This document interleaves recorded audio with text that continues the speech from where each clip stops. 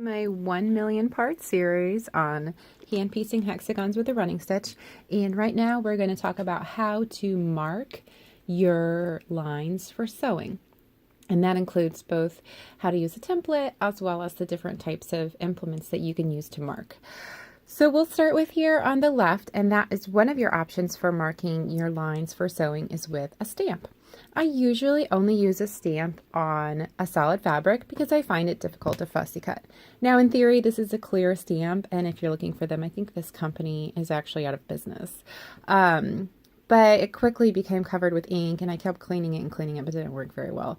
They also make rubber stamps that aren't clear.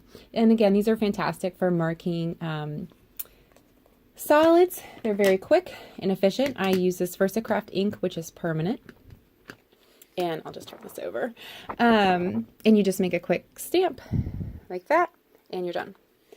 And this actually stamps both your sewing line, which is the inside line, and it also stamps your seam allowance line, which is a 1/4 inch out. So that's one handy way to do it. Another way that gives you a similar effect is Inklingo. If you have a inkjet printer, you can actually use the programs that she makes and print your sewing lines directly onto your fabric, which is very clever. And right now my printer is broken, and I have used that for my La Passacalia, and I really recommend it. I did want to just a little note, this is a scorched piece of fabric. I accidentally scorched that, and later I'm going to put hydrogen peroxide on it, and the hydrogen peroxide takes the scorch marks right out. Isn't that something? So stamping is one option, but like I said, it's not my favorite, especially if I'm doing any kind of fussy cutting. And so in those cases, I use templates and pens. And so a couple pen options. This is a fabric pencil by Fons and Porter. My baby chewed on it. Stinker.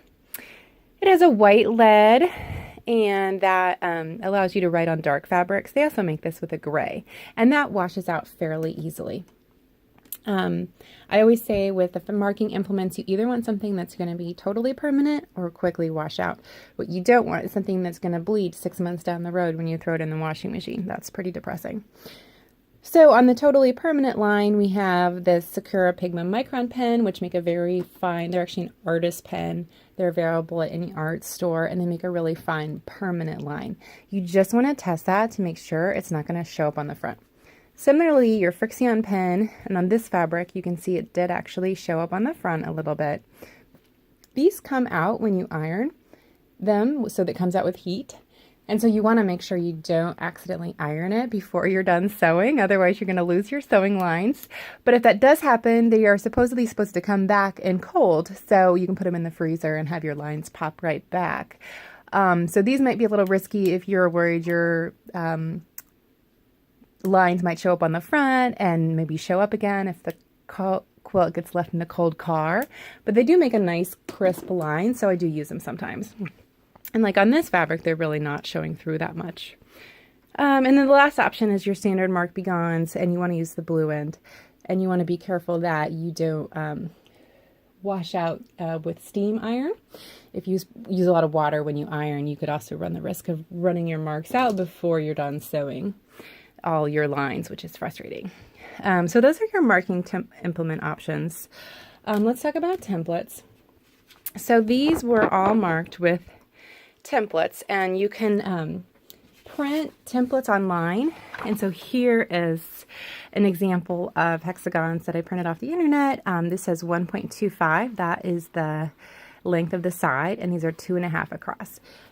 Usually I find that hexagons, it's more standard to see them if it says, like, if a pattern, for example, calls for a 1.5 inch hexagon, that's usually going to mean the outside edge. And the one reason why is because if you have a complicated geometric pattern, so for example, this quilt uses triangles and diamonds to create this beautiful hexagon quilt. These are all 1.5 inch diamonds, 1.5 inch triangles, and they all fit together for some beautiful geometrics. And so that's why you usually find the outside edge is the standard measurement, though some people measure across, so it's always worth checking. So I use those internet printouts to make my own. I just print them onto cardstock, and if I want them to be more sturdy, then I actually will take some fruit box plastic. So this is from a box of blueberries, and actually cut those out by tracing them from my internet printed. You can also cut them out and do just, this is the inside. And then I could trace my 1/4 inch seam allowance around the edge. So like Will talked about elsewhere with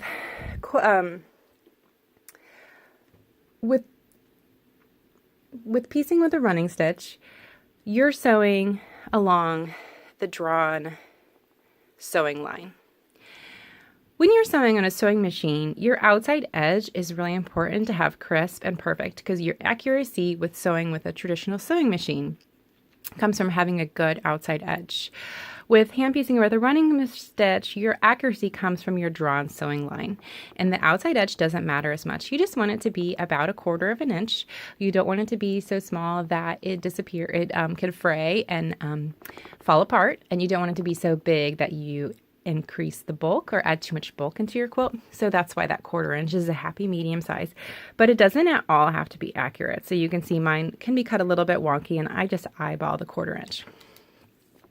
So when I'm piecing and I want to say do some fussy cutting, this is what the front of this piece looks like.